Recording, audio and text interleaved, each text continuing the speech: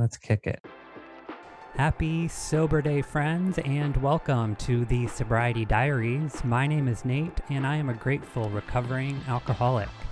That may sound crazy, but I wouldn't be where I am and helping others without it, so for that, I am grateful.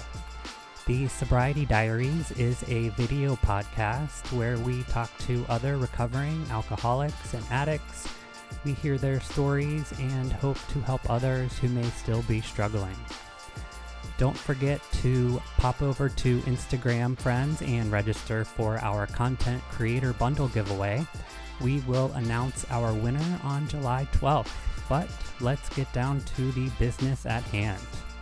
Today we are chatting with Dave from Saginaw, Michigan. Hey Dave, how are you today?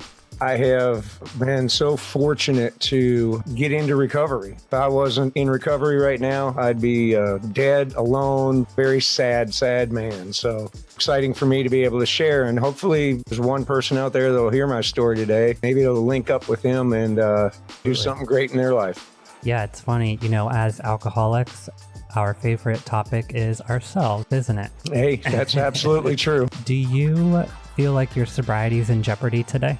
No, honestly, it's not. I take steps each and every day, and this is one of them. There's several things that I've thrown into the game that keeps me going. Can't tell you that after nearly 13 years that I don't do crazy things like, you get the little flyer from the newspaper, has an advertisement for the grocery store. Usually on the back page of that, down at the bottom, there'll be all the wine and alcohol will be down there on sale. And I'll be darned if I don't look at that doggone thing and go, hey, look, Corona's $11.99 today. What a great deal. There's always that sort of a challenge, but I really don't have a desire to drink and to do any kind of drugs at all. So I have to say no, but there's, it's always out there. It's always looking for me. We are closer to our next drink than we were from our last, right? So I always try to keep that in mind. Well, with that, let's open the diary on Dave. My first memory in life was in my living room, and my mom was in the corner behind a chair, and my dad was going at her. Not physically at that point of what I can remember. I will have to tell you, I was about 2 years old. And I vividly remember this.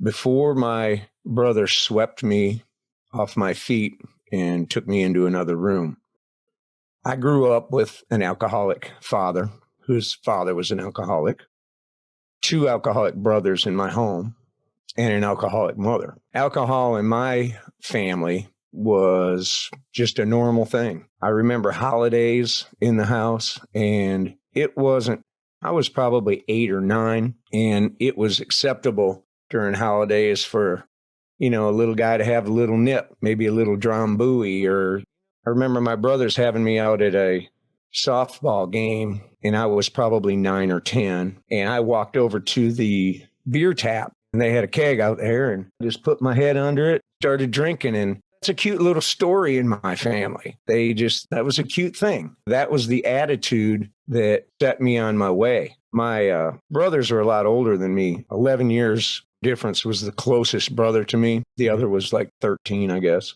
My dad had left after that episode at 2. So my mom was alone, and she was always working, raising me by myself. So my brothers pretty much took care of me growing up. My sister also, but more so my brothers. I was around keg parties at 4 years old. I remember them very well. I was taken to the drive-in movies, and I was just always around them. Around 11 years old, I believe, was the first time somebody blew me a shotgun. And, it was at a party at my brother's house. And it wasn't even a party. People were just hanging out. It was just normal times. That's when I started getting high. Marijuana was probably a huge downfall in my life. It wrecked my school career.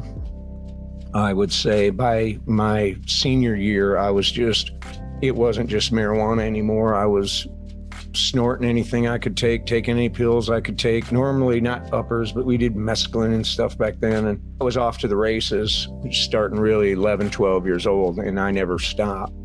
It ruined a career in the Navy for me. It ruined my career. I had a long-time food service career, and I had finally gotten back into cocaine. We'll get around to that story in a second.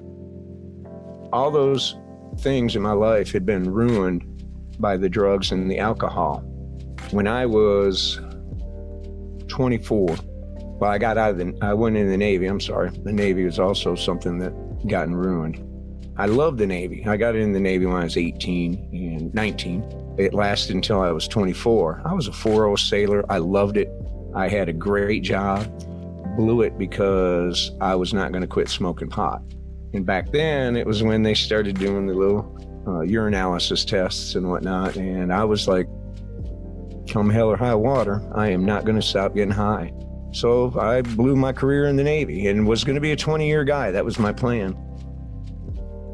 I left there and started working food service in New Jersey. I met my wife, Jeannie, who I am proudly still married to after 36 years. You know, I give that one to God because I'll tell you, she should not be with me. We had our first son when we were married about 3 years. We moved to Myrtle Beach, South Carolina, right after we got married. We just kept partying and got harder and harder. In about 1991, we probably going into our second separation. This is what stopped us. Somebody invited us to church. So we went to a church and got born again. I really got very religious. We stayed there about 10 years. At the end of that 10 years, the pastor had fallen. Something happened. He was gone. A month before that, I left my career in food service. I went to work full-time ministry. The oversight board came in and fired all of us that were on staffs. After blowing off a 10-year career, I am sitting there with nothing. Really mad at God. Just had nowhere to go. Jeannie and I spiraled after that. We went down, and that's when the cocaine use started. We just got into it really bad. Lasted about 6 years. She finally left me, and we were definitely getting the divorce. It was terrible. I was a verbal abuser. I was just a bad man. Cocaine use was spiraled out of control. We were terrible parents. We had had a son who was 17 who later became a heroin addict. Thank God right now he's not. He is out of it. But another son who is still struggling with his alcoholism. All because of the wake of destruction that I left behind me.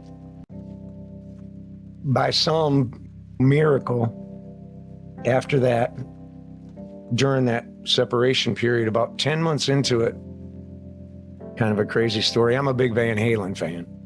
And Van Halen, it was 2007, Van Halen was going back on tour. So I bought 4 tickets. And I had my 2 oldest boys, and I said, hey, let's go. You know, they were all in, and I had that 1 extra ticket. And I called Jeannie, and I said, hey, what do you think about going to see Van Halen? And so she went, and I always tell her, hey, Van Halen got us back together just before she punches me. We started dating after that. 3 months later, we moved back in together. But the drug abuse had continued on, and it kept going.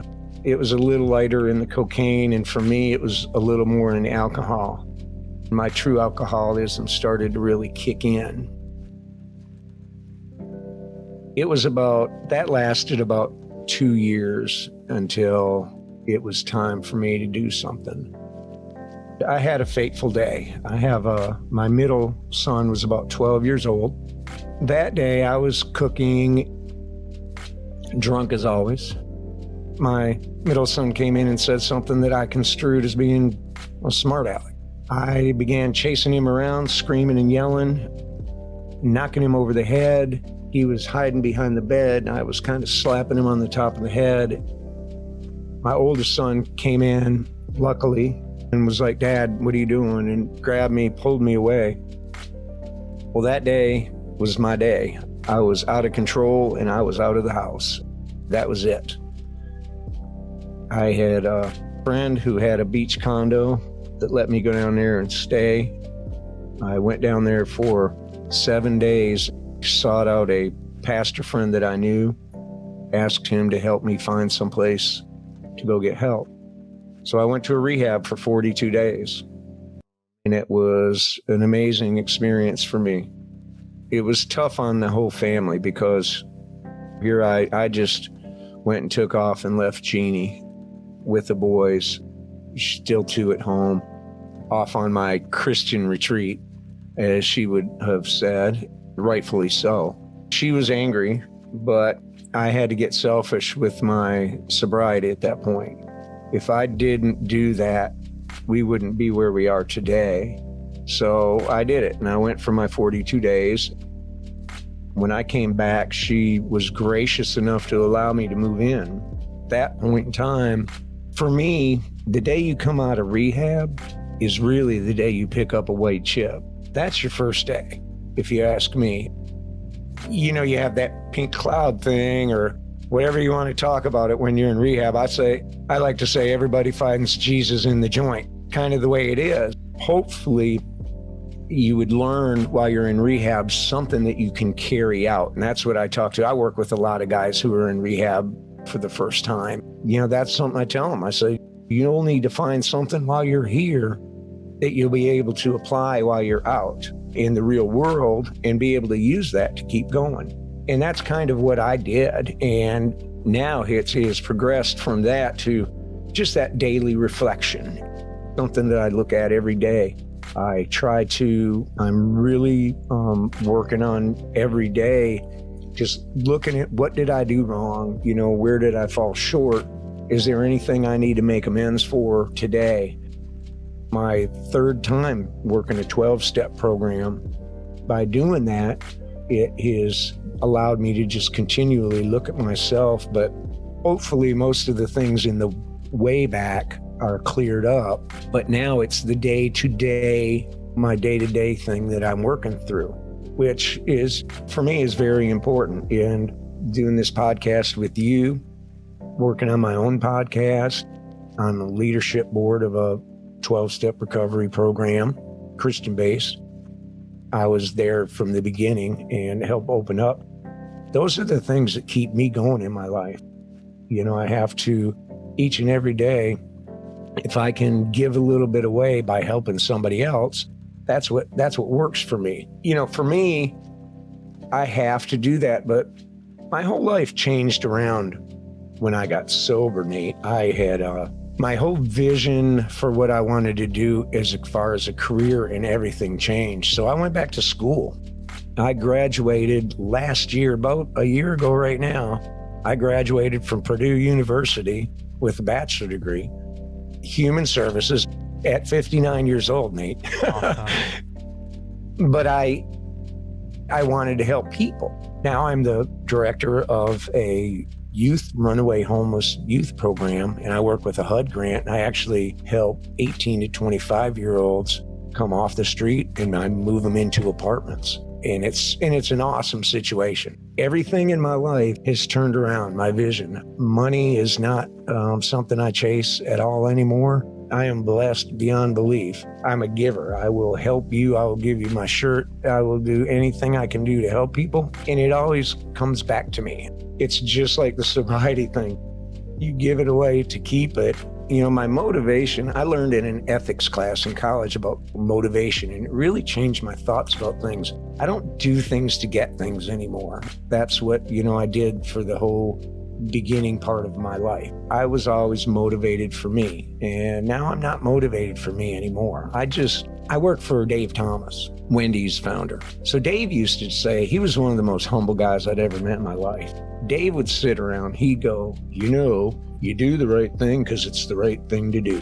And that stuck with me because it's so very true. I mean, that if you live with that mantra And if your motivation is just to do the right thing because it's the right thing to do, and that's an inner thing.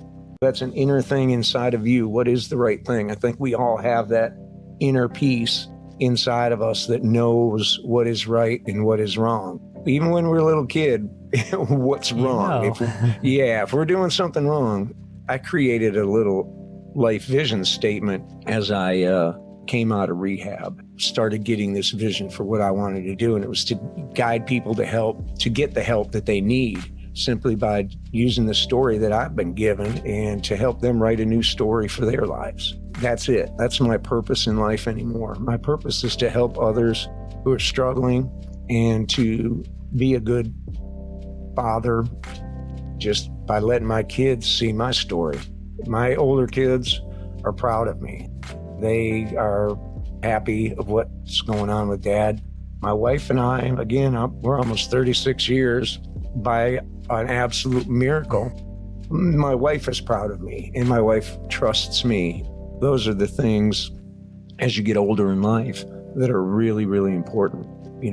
Family. What can you do for your neighbor? And that's me. That's my story, Nate. That's awesome. Wow. You're such a good storyteller. I could listen to you all day. I can relate to a lot of what you said. You used the word ruin a lot. My alcoholism ruined a lot of things for me as well, career-wise and relationship-wise, and then you kind of took it full circle to people now being proud of you. And I think in its simplest form, that makes it all worth it to me, is mending that destruction, not even necessarily pinpointing a certain moment, but living your life in a way that, number one, I can be proud of, but that others will be as well. I love that you said that. Well, and it's neat that you just brought that up about that moment thing. I was in a meeting with my brothers the other night. I talk about, I don't know what moment that change happened, but there was something at some point in time that just really turned me around 180 degrees. And, I would call it spiritual, supernatural, whatever it is. Yeah. And, I told you that I had a bad experience with religion. Now, I'm not a religious guy, but I'm a very spiritual guy. God, is in my life each and every day. There was no way in the world I feel that anything would have happened good in my life without God. But it's neat that I just sit around and quit thinking about it now, because it's been some years that I just when did all this happen to me? Where did it happen? But it was probably more of an evolution too, as we just go on in life. But something clicked some point in time, and I sure am glad it did, Nate. Amen. One of the things that I will try to focus on as this podcast sort of evolves is removing the stigma of our 12-step program that I believe that we both were is a religious program versus a spiritual one. Can you sort of elaborate a little on the spiritual aspect and maybe your spiritual journey? Absolutely. Again, as having a bad experience, it was tough for me to come back even to walk into a church, Nate. And the program that I go through, I can say this program because it's okay. So it's Celebrate Recovery. And Celebrate Recovery is a Christian-based 12-step group. That it was hard for me to get back into a church. And I like to tell this story a lot. So I was a real worker and everything when I was a children's pastor during that 10 years. So I was always wanting to do works, and do things. And I thought that was the way that Christians did that, showed how much you loved God. And, that wasn't it at all, Nate. It was something totally different. But when I got back into church, I sat. I did not do anything. I did not want to get involved. I didn't do anything. After a couple years, I guess I kind of felt like I should be doing something, I'm kind of a technical guy, so I got myself into the technical side. I said, this is cool. I'll go up, and I was in a pretty big church. I applied to go up and work in the control room. I did the video switcher. Yeah. So I'm talking to all the cameras and, doing that and running videos, and I do all that stuff. I'm in a little dark room with, just a couple people. It was great because I didn't have to get spiritually invested in it. I didn't have to deal with people. I just did my job, and I was like, this is great. I'll do that. The 2019 in November, my church had started making this push. They were going to start this Celebrate Recovery. And a guy who's the worship leader and associate pastor kept talking from the pulpit about this Celebrate Recovery thing. And I know, I'd been in Celebrate Recovery, I know it, but not in leadership. We need some leaders for Celebrate Recovery. They're going to have these meetings, and they're meeting every Sunday night or whatever night it was. And I'm just sitting there going, I know he's not talking to me. I'll tell you right now, there is no way. I said, I'd like to, maybe I'll go to that Celebrate Recovery. I said, but I am not getting into this leadership thing. And it went 2 months, and he's still talking about it. And I'm going, why is he talking about this so long? They have no leaders? What's going on? And I'm telling you, Nate, I heard it as plain as day. It's because you're not there. That's why he's still talking about it. I was like, oh my God, are you kidding me? Damn it. Yes. So I showed up, the group of people, and it's like people from different churches too. It's kind of cool. It's not like, hey, come to our church and go to Celebrate Recovery. It's a community deal. Nate, I'm going to tell you what, the people I met and the friendships I have cultivated since in the past year and a half have been amazing. It took us a full year to actually open. We didn't open until October of 2020. They have there's a big book you have to go through. You have to work through the 12 steps as a leadership team, and it's a fantastic program for me. That's where I'm at, and it's taken my spirituality and just stepped it up a whole bunch. It's taken me out of that religion and straight into, I have a relationship with Jesus Christ. I'm a whole different being. I mean, I believe the Bible a lot more than I do. I look at it in different ways. I've read the Bible a whole bunch of times, Nate, but I'll tell you what, I can look at something now, and I read it 15 years ago, and I look at it today and I go, wow, there's a whole different meaning for me. There's just something different. And that's exciting for me. And I like to talk about things. I like to called upon to get up there and talk on and do a lesson or, give my testimony or take up an offering or anything. I just like to share some of the things that God's done in my life. Hopefully, again, like I said earlier, I touch that one guy or that one girl, I tell a story. That's, I think, God's plan for me and God's plan for my life. That just puts me, I'm thinking as high spiritually as I could ever get. Awesome. For me, I did not grow up in a religious household.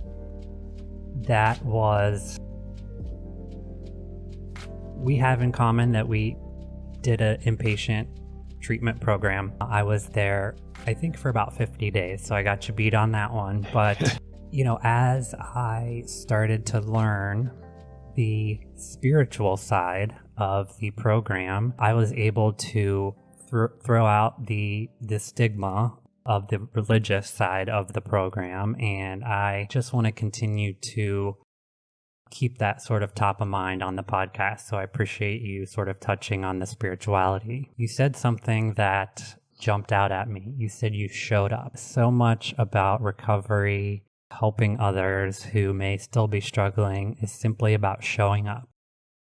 How do you show up for the sick and suffering alcoholic today? I am an open book. As I told you, I work with homeless youth and young adults. Although I work with a HUD grant, so I have rules. there are ways that I talk about myself. And I've actually got one of my clients actually showed up at Sobriety Recovery for the past 2 weeks, which was really cool to me. I think he found out about it though through my podcast. He was like, "Hey, I found your podcast." And I was like, "Cool, go ahead and listen to it, man." Right. And that's about all I can say. But I will tell you, there's a place called the Recovery Ranch out in Lohr, South Carolina. These guys come on a bus. It's guys and girls, and they come on a bus to our Celebrate Recovery. They're a huge part of our Celebrate Recovery.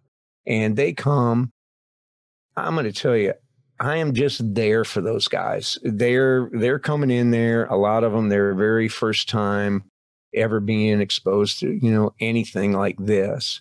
And they have questions.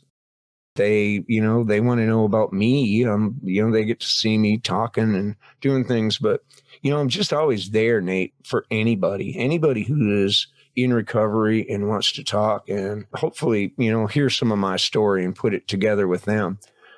I'm big in the community.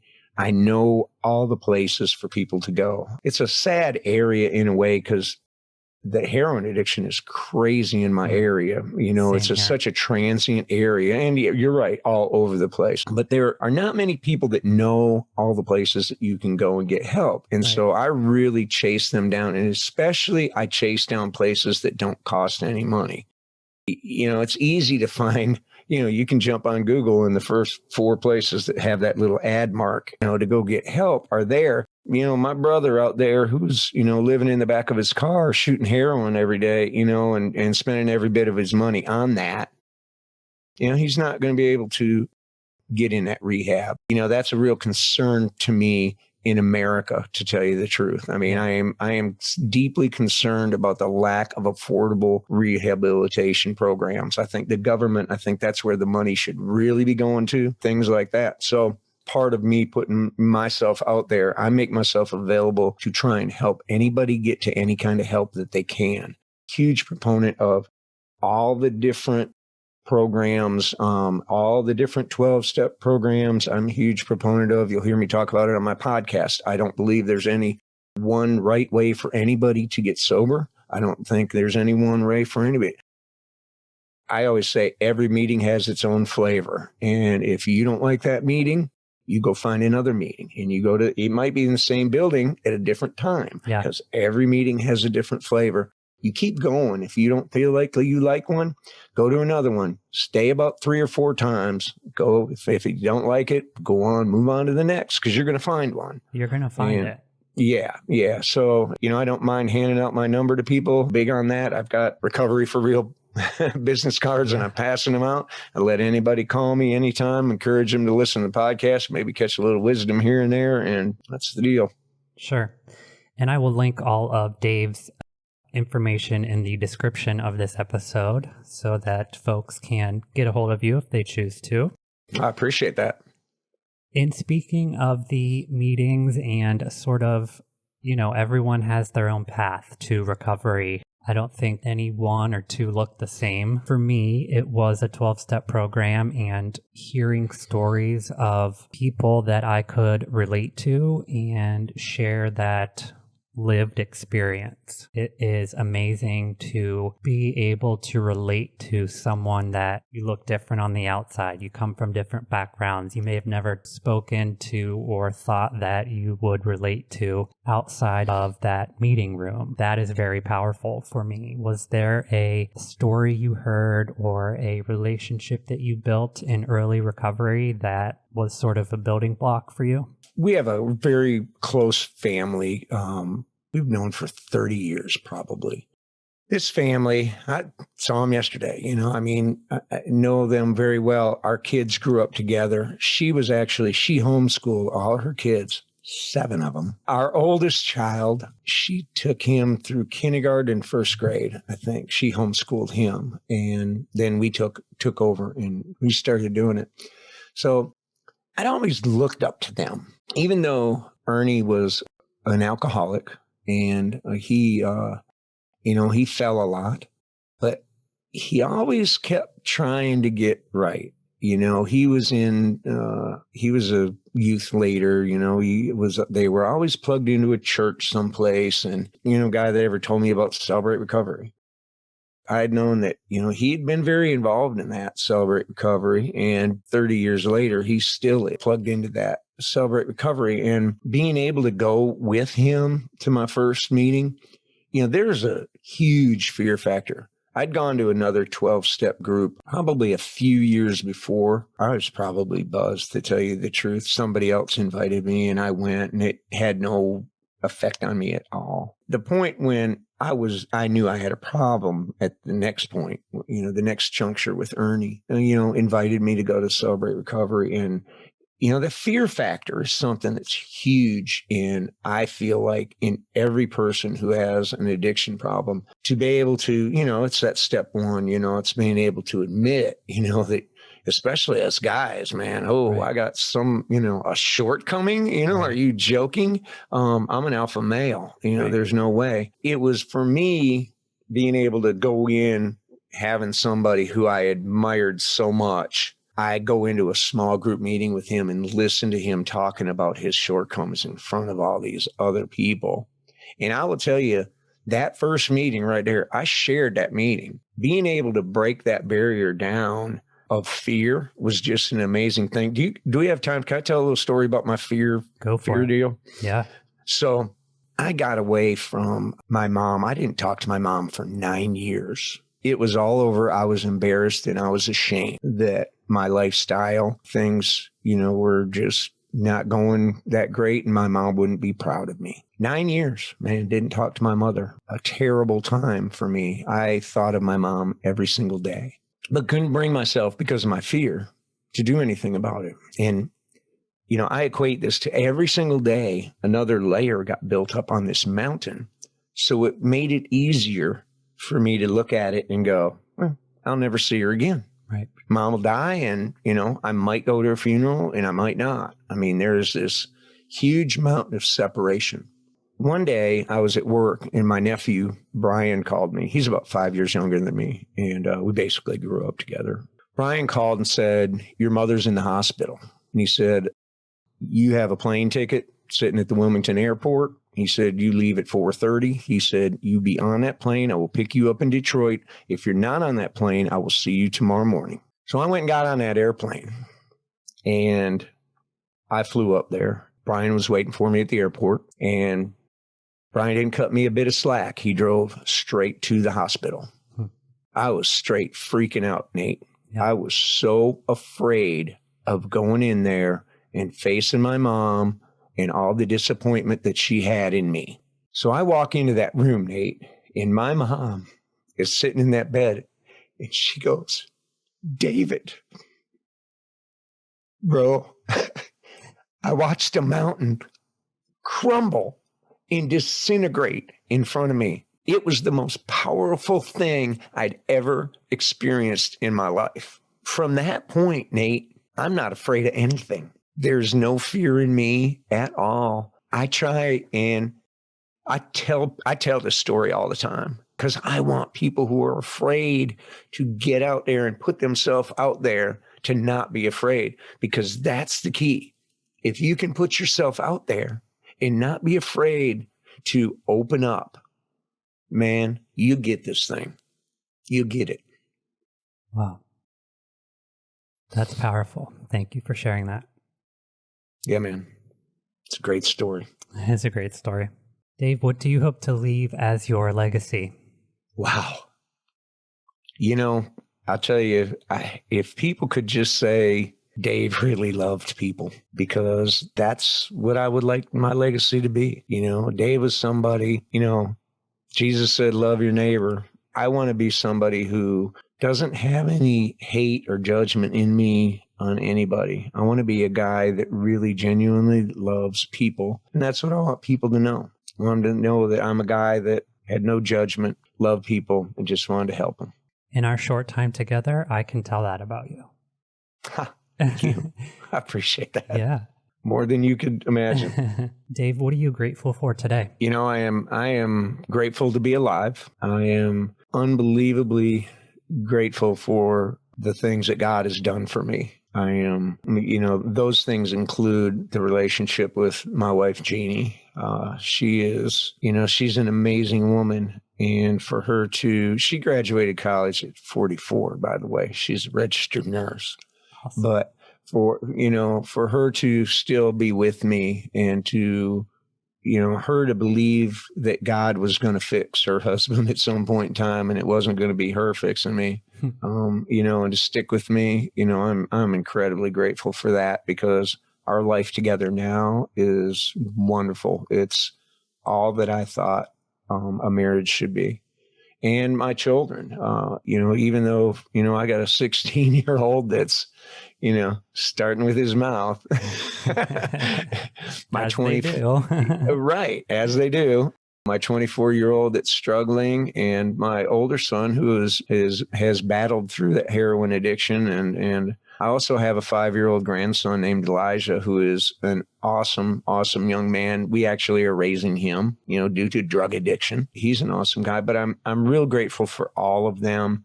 I'm grateful that my kids are seeing the change in my life. I had one of my sons, my middle son, who actually admitted to me for the first time he was an alcoholic this weekend.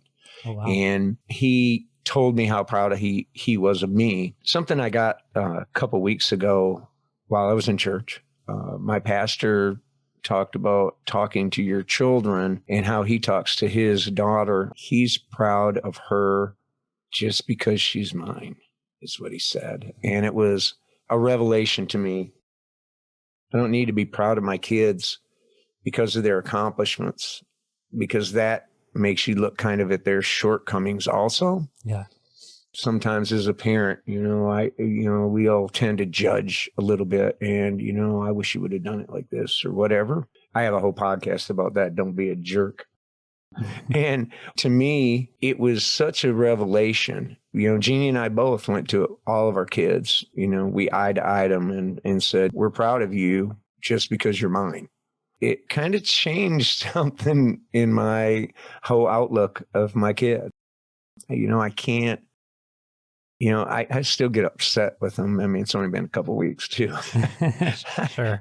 I'm working it out. It's one of those things, but it's, it was really a revelation to me. They are mine. They are flesh of my flesh, blood of my blood, bone of my bone. I really need to show those kids how much I love them just for who they are. And, that's that they are mine. Dave, tell us about your podcast and what else you're working on. That's great. The fun stuff. The fun stuff. So my podcast, Recovery for Real, was, really just born out of an idea. I just wanted to do something else. And I'd started listening to podcasts a couple years ago. Then about a year ago, I started thinking about my podcast. And I said, I think I'd like to do this. We were getting into the pandemic too. I said, I might have a little time to do this, even though I had stuff at work, but I was working from home. So I said, I could steal away some time and do that. And recovery is a day-to-day, hour-by-hour thing. And there are so many things that come up on your day-to-day, life that affects your recovery. And to me, it's that living life on life's terms thing. Again, there are so many different things that come up, and there are so many people that have gone through it. I wanted to start talking to people that have been through it. I wanted to share some of my things. I'd had so many people talk to me about, hey, are you going to write a book someday? Because I'm a storyteller, and I did want to write a book, but it just never, and I started doing it, and it was like, I'm looking and I'm like, oh, well, I want to do this devotional book because it would be kind of easy. And I look at that idea and I go, yeah, that's kind of cool, but it didn't seem as fun to me. This podcast thing kind of seemed fun to me. So yeah. I was like, I wonder if I can do it. And I started, jumping around and man, I spent that whole year reading. And then in December, I guess, after I'd done it for about 6 months, I started buying some equipment, and I went through a whole set of equipment and I sold it all, and I went back and because I did Dave, 2 podcasts. I bought so much shit and loved it and hated it 2 days later and sent it back. And Amazon is at my front door probably every day. That guy's going, what in the world is going on over there? What's he So got it in had, there? it was a process, but once I started doing it, the content, I started pulling content together and really working it. And my oldest son is great. He listens to podcasts, and he is a great critiquer of me. Again, it's the same deal. If I can touch one person with a story, every week, I did what I feel like I'm called to do. Help people, rewrite a new story for their lives. I mean, that's kind of the deal for me. Yeah, I couldn't agree more. And I think that if we want to do maybe a couple more episodes together, I think that will be fun. Maybe cross promote some stuff in the future. Yeah, that would be awesome. I would. I was getting ready to ask you if you want to do my show. Let's do it for sure. Absolutely. We'll set that up. Cool. Any words of hope to leave our listeners with, Dave? I want people to know that they can do it. Recovery is out there. Recovery is possible for all. There is a way that each and every person can be healed from their addictions, their hurts, their habits, their hang-up. Recovery isn't always just for drugs and alcohol. There are, plenty of things that I work on in my life, codependency issues to anger issues, pornography issues to, picking up a chip for food issues. And, that's the biggest thing that I'm working on right now. And I want people to know that it's out there. There's help out there. You have to get over that fear factor. And once you do that, you open yourself up to getting help. It's there, man. Go get it. Amen. Well said, Dave. Thank you. That brings us to the close of today's episode of the Sobriety Diaries. Thanks so much for listening today, friends. Huge thank you to Dave for being so open and honest. Hopefully you heard something that resonates. You can find us on Spotify and Apple Podcasts at the Sobriety Diaries, youtube.com/Nate Kelly, where we upload today's video podcast, or on Instagram at the Sobriety Diaries Pod. If you'd like to share your story, reach out at the Sobriety Diaries Pod at gmail.com. Check back soon for new episodes with new stories to tell. But until then, try your best not to drink and be good to yourselves. Bye, friends.